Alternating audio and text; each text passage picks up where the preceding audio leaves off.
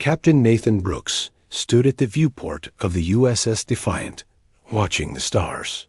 His ship was the first human vessel to travel beyond the Alpha Centauri system. After decades of slow expansion through their own solar system, humans had finally developed the drive technology to reach farther into the galaxy. This mission was meant to be a Triumph Humanity's first real step into the cosmic community. He didn't expect to find anyone waiting for them. "Captain," called Communications Officer Julia Winters, her voice tight with tension. "We're picking up a signal. It's not one of ours." Nathan turned, his heart suddenly racing. "Are you certain?" "Yes, sir. The pattern is too regular to be natural, and it's not using any Earth protocols." The bridge fell silent. 50 years of searching the stars for signs of intelligent life, and now, on humanity's first deep space mission, contact had found them instead. "Put it on screen," Nathan ordered. The main display flickered. At first, they saw only static, but then the image cleared to reveal a being unlike anything they had seen before. It had 4 eyes arranged in a diamond pattern on a face that seemed both reptilian and avian. When it spoke, a series of clicks and whistles filled the bridge. The ship's translation software struggled for 30 seconds before producing words in English. "Greetings, Earth vessel. I am Zarvex, emissary of the Galactic Council. Your presence in this sector has been noted and recorded." Nathan glanced at Olivia Grant, the mission's diplomat. She gave a small nod and stepped forward. "We are honored to make your acquaintance," she said carefully. "We had no idea there was a Galactic Council." The alien's upper eyes blinked slowly. "There are 372 spacefaring species currently holding membership in the Council. Your species is now the 373rd to be contacted." Nathan felt a mix of wonder and unease. Humanity had debated for centuries about whether they were alone in the universe. Now they knew they were just not alone. They were very, very late to the party. "We would like to extend an invitation for formal diplomatic relations, Olivia." Continued. The alien made a sound that the translator couldn't interpret. It might have been amusement or disapproval. "That is not how things work," Zarvex said. "The Council has protocols for new species. You must first prove your worthiness." "How do we do that?" asked Nathan, stepping beside Olivia. "A tribute must be offered," the alien explained with practiced indifference. "Resources, technology, cultural artifacts, something of value that demonstrates your respect for the established order of the galaxy." Nathan frowned. "That sounds like—" Olivia cut him off with a subtle touch to his arm. "How much time do we have to prepare this tribute?" "1 standard galactic cycle. Approximately 3 of your Earth months." The alien's tone left no room for negotiation. "If you fail to provide an acceptable tribute, your species will be classified as non-compliant. You will be isolated from interstellar trade routes and knowledge exchange." The screen went dark before they could respond. "Did we just get threatened?" asked Flight Lieutenant Ben Harper, breaking the stunned silence. "I think we just got taxed," muttered Nathan. The journey back to Earth was tense. The crew debated what the encounter meant for humanity. Some saw it as an exciting opportunity, others as a thinly veiled threat. When they arrived home, the United Nations Space Command called an emergency meeting. Representatives from every major nation gathered in the New York headquarters. There, faces grim as they watched the recorded first contact. Admiral Diane Miller, head of the Space Command, spoke first. "We need to comply. We're newcomers to space travel. We need allies, not enemies." General Richard Powell of the North American Alliance shook his head. "This is extortion, plain and simple. They're testing us, seeing if we'll roll over at the first sign of pressure." President Ellen Carter listened carefully to both sides. "What do our experts think? Do we have any insight into this Galactic Council?" A young man with rumpled clothes and tired eyes stepped forward. This was Frank Simmons, lead data analyst for the First Contact Team. He had spent the past week studying the information packet the alien ship had transmitted after their encounter. The Council archives they provided are massive, but we've translated maybe 5% so far, Frank explained. What's interesting is what I haven't found. There's no record of any species ever refusing the tribute call. Perhaps because the consequences are severe, suggested the Chinese representative. Frank shook his head. That's just it. There's no mention of consequences either. Just a standard procedure. New species is contacted. Tribute is demanded. Tribute is given. Membership is granted. It's the same story hundreds of times. What happens if we say no? Asked Linda Harrison, Chief Science Officer, who had been quietly observing from the back of the room. A murmur went through the assembled leaders. We don't know, Frank admitted. It doesn't say anywhere. 2 days later, the Defiance sensors detected a new ship entering Earth orbit. It was sleek and clearly more advanced than anything humans had built. A transmission came through on all channels worldwide. People of Earth, announced a new alien voice. I am Ambassador K. Tho, the Vesperi Dominion, representative of the full Galactic Council. We have come to assess your civilization and determine an appropriate tribute. Within hours, the alien delegation had landed outside the United Nations building. Unlike Zarvex, Ambassador K. Lather was humanoid in appearance, though his skin had a bluish tint and his eyes were larger than human eyes. We request a tour of your world, the ambassador stated during the first meeting, to better understand what tribute would be appropriate. President Carter exchanged glances with her advisors before responding. We will accommodate your request. Ambassador. However, we have questions about this tribute system and what it means for our place in the galactic community.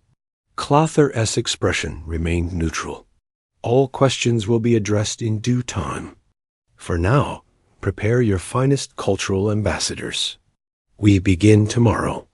As the council delegates left the room, Captain Brooks leaned toward Olivia Grant. I don't like this. It feels like we're being sized up. We are, she replied quietly. The question is for what? Outside the United Nations building, crowds had gathered, some curious, others protesting. Signs ranged from welcome space friends to no tribute without representation.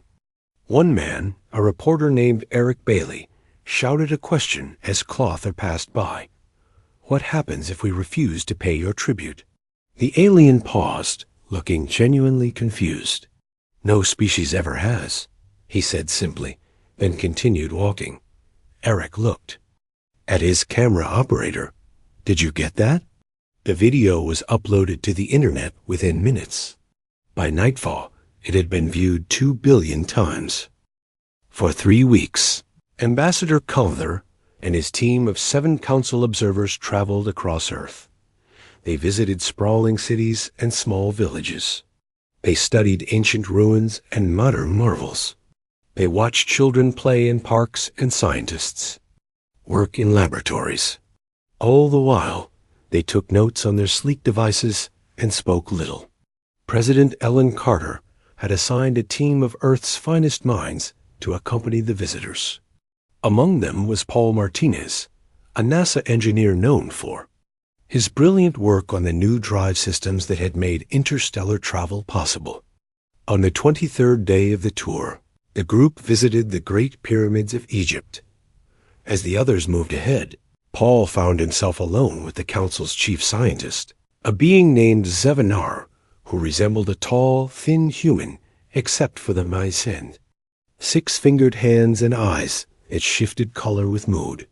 Your monuments have stood for over 4,000 years, Zevanar remarked, looking up at the pyramid. Impressive for such a young species, Paul nodded. We're persistent, if nothing else. Indeed. The alien scientist's eyes shifted to a curious purple hue.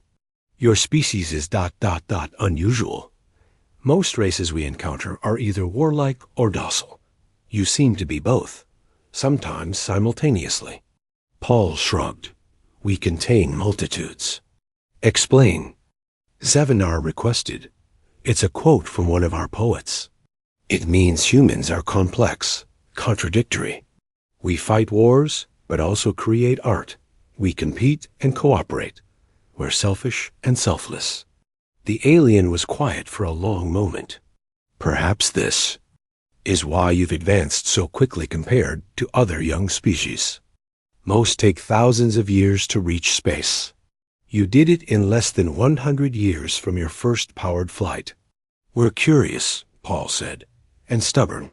Yes, Zevinar agreed. Very stubborn. Later that night, in the privacy of his hotel room, Paul called his friend Frank Simmons at the Data Analysis Center. How's the archive translation coming? Paul asked. Frank's tired face filled the screen. Slowly, but I found something interesting about this tribute system. It started over 15,000 years ago with the 3 founding council species. It wasn't meant to be permanent, more like a temporary show of respect. So why is it still happening? That's the thing, nobody ever questioned it. It just became tradition. Paul thought about this. What are other species giving as tribute? It varies. The Kaleri gave rare minerals. The Joxians offered biological specimens. The Vernithi gave advanced propulsion technology. Sounds like the council gets richer with each new member. Frank nodded. Exactly. And here's another thing. The more advanced the species, the smaller the tribute. It's almost like... Like what? Like they respect strength, Frank finished. The stronger you seem, the less they take. The next morning, Ambassador Culver announced that the assessment tour was complete. The council observers would return to their ship to compile their findings. Humanity had 2 weeks to decide on their tribute. President Carter called an emergency meeting of the United Nations Security Council. Representatives from every major nation gathered to debate what Earth should offer. Russia proposes rare minerals from our Siberian reserves, said the Russian delegate. Surely that would satisfy them. Japan can offer advanced robotics, suggested another. Brazil has rare biological specimens from our rainforest, added a third. The debate continued for hours without resolution. Nothing seemed adequate. In the back of the room, Dr. Sofia Alvarez listened quietly. As a historian specializing in colonial power dynamics, she saw patterns that others missed. When the president finally called on her, Sofia spoke clearly and calmly. This tribute system replicates patterns of domination we've seen throughout Earth's history, she explained. Colonial powers often demanded tribute from indigenous peoples, not because they needed the resources, but to establish hierarchy. It's not about what we give. It's about the act of giving itself. The room fell silent as her words sank in. You're saying this is about making us bow, said Admiral Miller. Exactly, Sophia nodded. Think about what Ambassador Coulter said. No species has ever refused. What does that tell you? General Powell leaned forward. That refusing might be an option they never considered. Meanwhile, in a modest apartment in Chicago, former Marine Sam Bennett watched the news with growing frustration. The combat veteran had seen this pattern before. In war zones, demand compliance, gauge reaction, exploit weakness. It reminded him of playground bullies demanding lunch money. He opened his social media account and typed a single word, no. He didn't expect anyone to notice his post. But something about the simplicity of the message resonated. By morning, it had been shared millions of times. Within days, the word no appeared on signs in Times Square, on shirts in London, on walls in Berlin. It wasn't a slogan of aggression, but a statement of dignity. When videos of the spreading message reached the United Nations, opinions were divided. Some saw it as dangerous defiance. Others recognized the power of its simplicity. The day before the council's return, President Carter called a final meeting with her closest advisors. "The people have made their feelings clear," she said, gesturing to reports of the No movement spreading worldwide. But the question remains, what are the consequences? Captain Brooks, who had faced Zarvex during first contact, spoke up. "Madam President, with respect, I think we're asking the wrong question. Instead of asking what happens if we say no, perhaps we should ask, what happens to us if we say yes?" "Meaning?" asked the President. "If we start our relationship with the galactic community from a position of submission, that's how they'll always see us.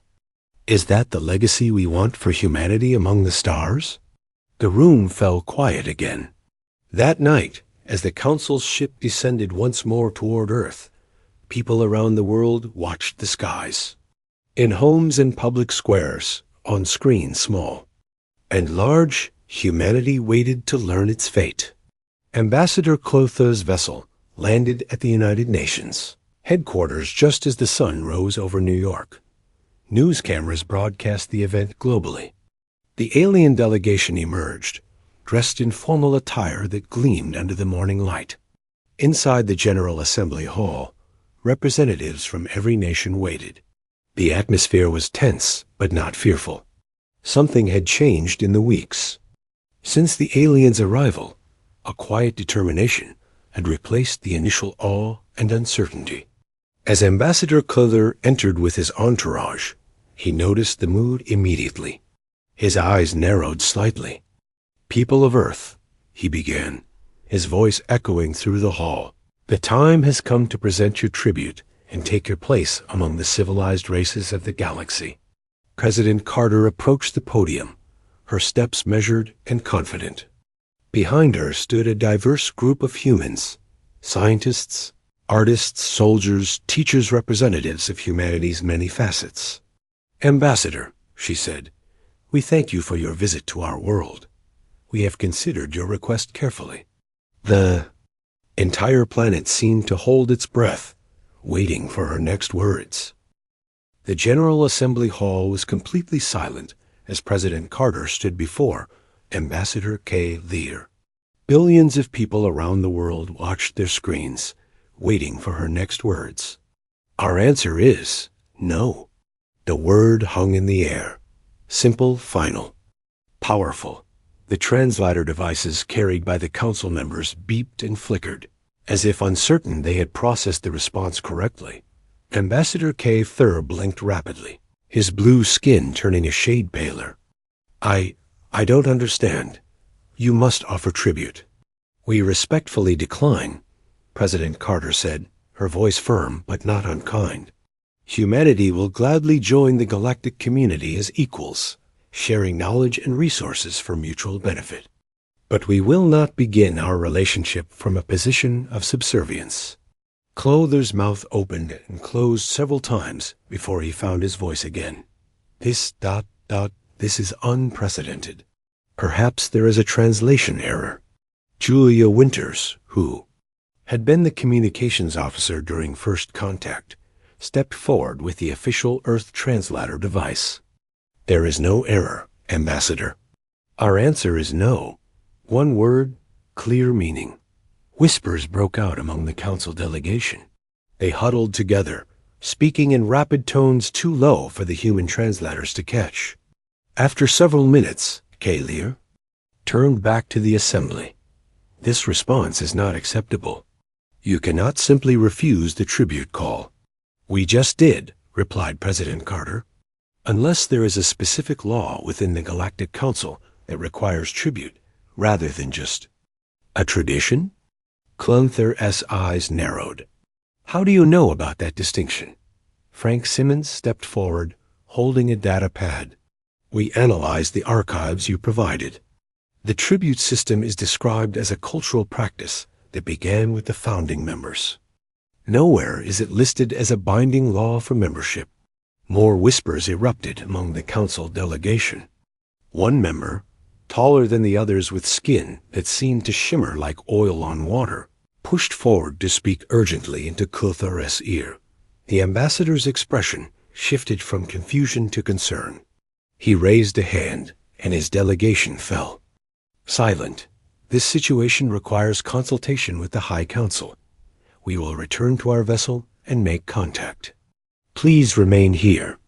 As the aliens filed out of the assembly hall, excited chatter broke out among the human delegates.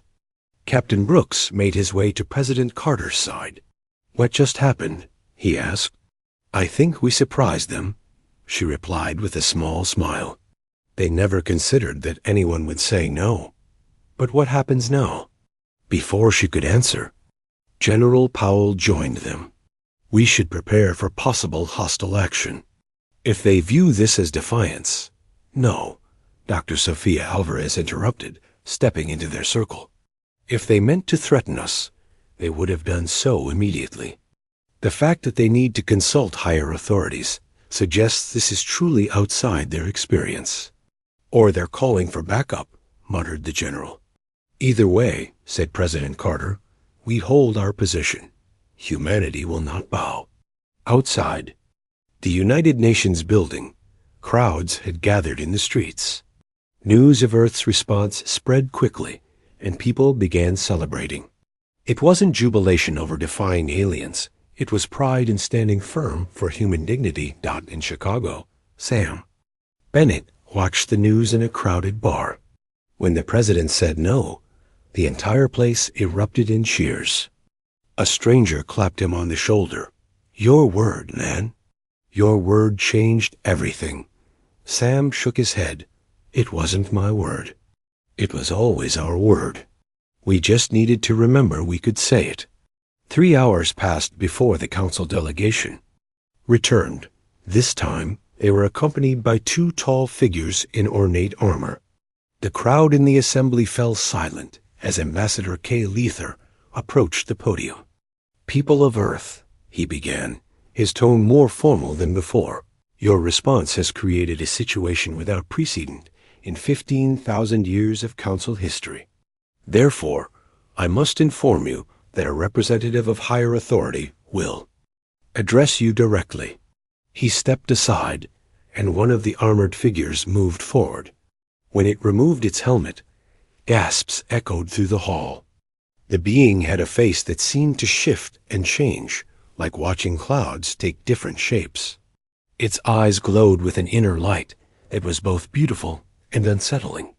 "I am Elovex, senior emissary to the High Speaker of the Galactic Council," the being said, its voice somehow both deep and melodic. "Your response to the tribute call has caused quite a stir among the elder races." President Carter stood her ground. "We meant no disrespect, emissary. We simply believe that relationships should begin with mutual respect, not demands." "Interesting." The emissary studied her for a long moment. "In 15,000 years, no species has ever refused. Some have negotiated the terms, but none have. Simply said no.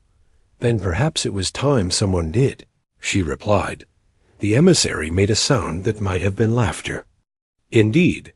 Tell me, President Carter, if a stronger species demanded tribute from humans, what would you do?" "We would resist," she answered without hesitation. "That's what humans do when faced with bullies." "Bullies?" The emissary tilted its head. "Is that how you see the council?" Paul Martinez stepped forward. "With respect, emissary, how else would you describe demanding tribute from those weaker than you, simply because you can?" The emissary turned its gaze to Paul. "You are the one who spoke with Zevanar, the one who said humans contain multitudes. Fascinating." The being turned and conferred with its companion in a language that sounded like singing. After a moment, it faced the assembly again. "The High Speaker wishes to meet with your leaders. This is an honor never before granted to a new species. A formal delegation from Earth will be transported to the Council homeworld for discussion." Murmurs of surprise filled the hall. "Is this because we said no?" asked Frank Simmons, unable to contain his curiosity. The emissary's face shifted into what might have been a smile. It is because you made us question ourselves, data analyst Frank Simmons. That is rare and valuable. President Carter stepped forward. We accept the invitation. Emissary, when would this meeting take place? Immediately. Our vessel can transport your delegation today. Select your representatives wisely. They will be the first humans to see the heart of the galaxy. As the emissary finished speaking, Captain Brooks leaned toward Olivia Grant. I think our one word just changed everything. It did, she agreed. But the question is, for better or worse? The captain watched as President Carter began consulting with world leaders about who would represent Earth at this historic meeting. I guess we'll find out soon enough, he said. The council ship was unlike anything humans had ever seen. From the outside, it appeared as a sleek silver oval. Inside, it seemed impossibly vast, with corridors that stretched farther than should have been possible in a vessel of its size. President Carter had selected a small delegation to represent Earth.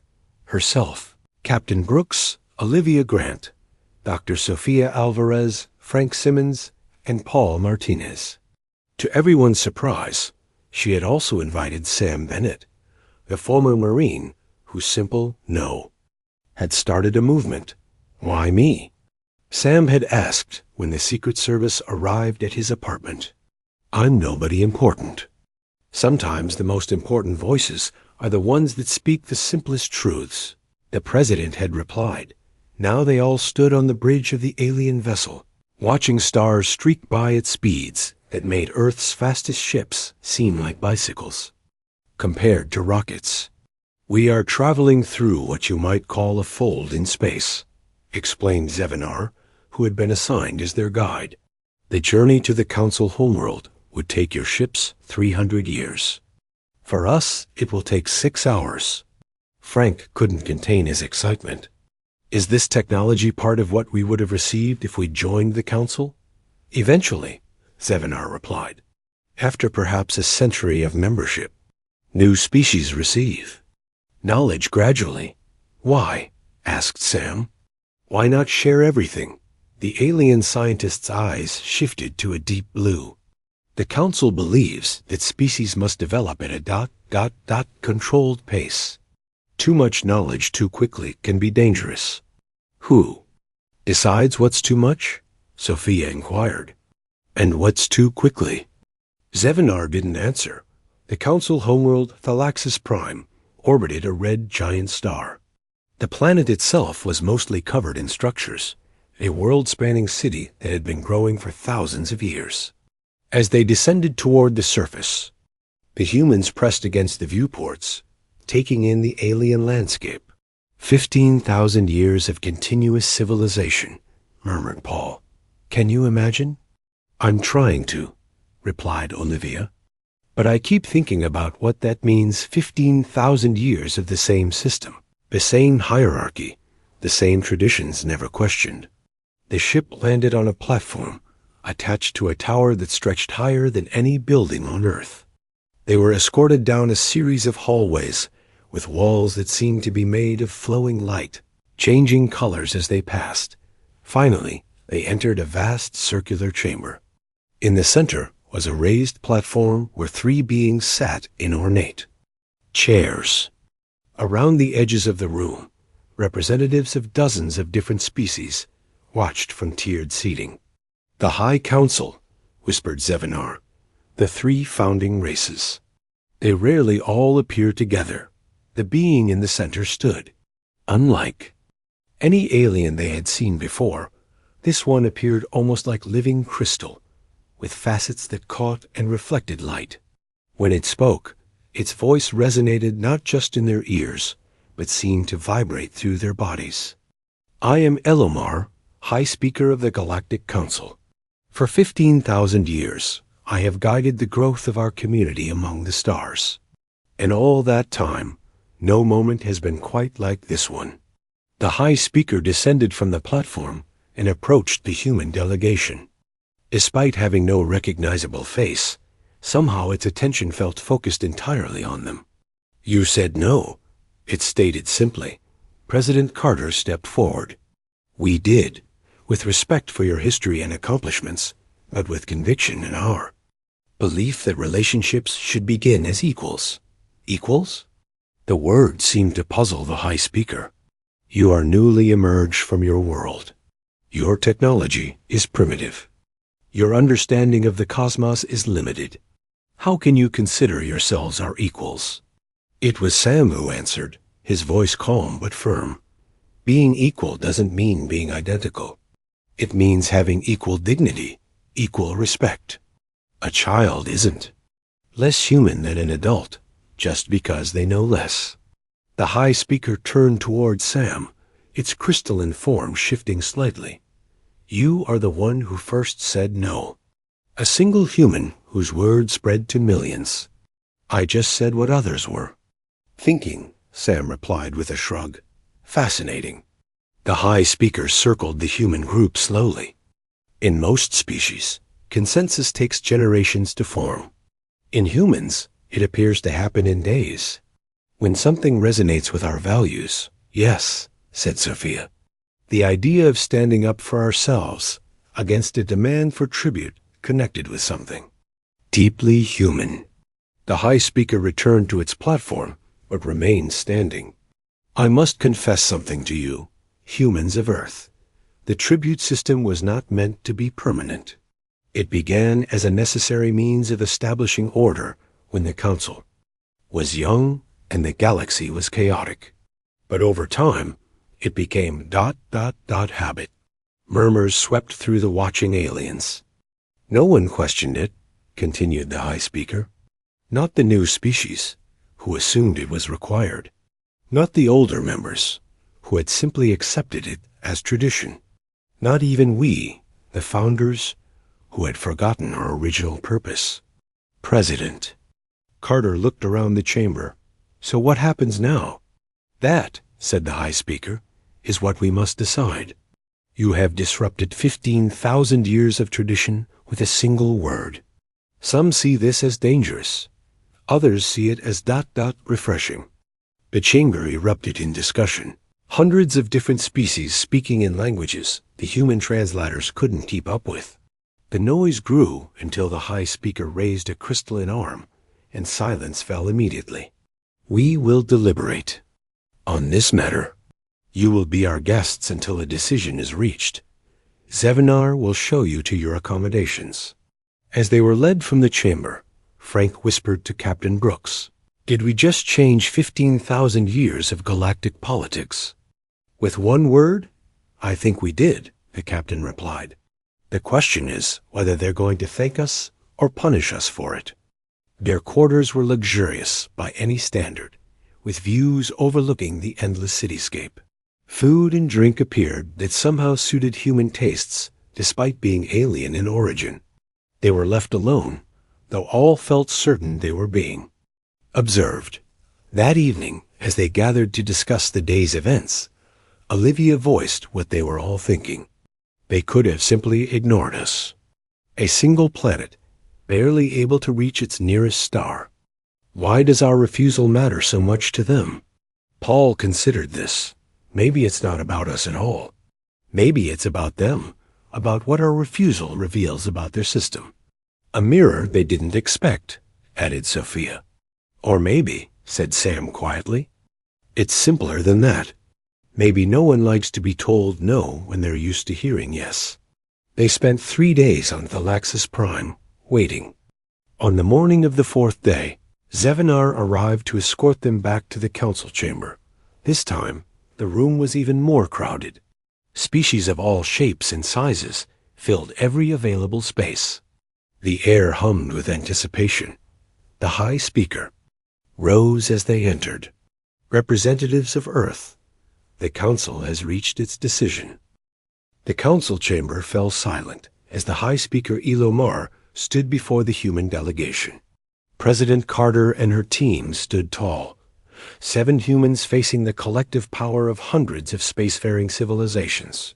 "Representatives of Earth," the High Speaker began, its crystalline form catching the light. "For 3 days, the Council has debated your unprecedented response to our tribute call. There were many voices, many opinions.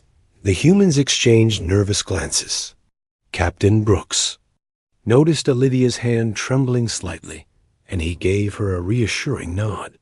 Some members argued that allowing a species to join without tribute would undermine our entire system. Others suggested that your defiance should be met with isolation, or even worse measures. Sam Bennett tensed at these words, but kept his face neutral. However, continued the High Speaker, the majority recognized something important in your response. You reminded us of a truth we had forgotten, that traditions should be questioned, not merely followed. A murmur swept through the chamber. Some aliens nodded in agreement. Others seemed less pleased. Therefore, after 15,000 years, the Council has made a historic decision. The tribute system is hereby ended. Earth will be granted full membership status without tribute, as will all species that join after you. The human delegation could barely contain their surprise. President Carter stepped forward. High Speaker, we are honored by this decision. But what of the species who have already paid tribute over the millennia? A ripple of approval moved through the watching aliens. This question, caring about fairness for others, seemed to impress them. A wise concern, replied Elomar. Those who have contributed will receive equivalent value through shared knowledge and resources. Balance will be maintained. The High Speaker raised its crystalline arms, and a document appeared in the air, before them a glowing three-dimensional text written in multiple languages, including English. This is the new membership charter. Your species will be recorded as the catalyst for this change. Sign and take your place among the galactic community. President Carter read through the document carefully, with Frank and Sophia helping to analyze the details. When they confirmed it contained no hidden demands or conditions, she pressed her palm to the floating text. It glowed brightly at her touch, then settled into a permanent mark. It is done, announced the High Speaker. Welcome, humanity, to the Galactic Council. Applause broke out, a gesture that, surprisingly, seemed common across many species. The humans were quickly surrounded by representatives from different worlds, all eager to meet the species that had changed a 15,000-year-old tradition with a single word. A small, furry being with large eyes approached Sam. Your word has traveled far, it said in a high musical voice. On my world, we have been paying tribute for 7 centuries. Now my children will not need to. Thank you. Sam nodded, finding himself unexpectedly moved. It wasn't just me. It was all of us. Sometimes it only takes one voice to speak what many think, the alien replied. Later, at a celebration feast, President Carter found herself seated beside the High Speaker. The being no longer seemed imposing, but almost friendly. There is something I wish to tell you, Elomar said quietly. Something that few know. I'm listening, Carter replied. 15,000 years ago, when the Council was forming, my own species was asked to pay tribute to the 2 other founding races. I was young then, barely 2,000 years old, and I said no. President Carter's eyes widened. What happened?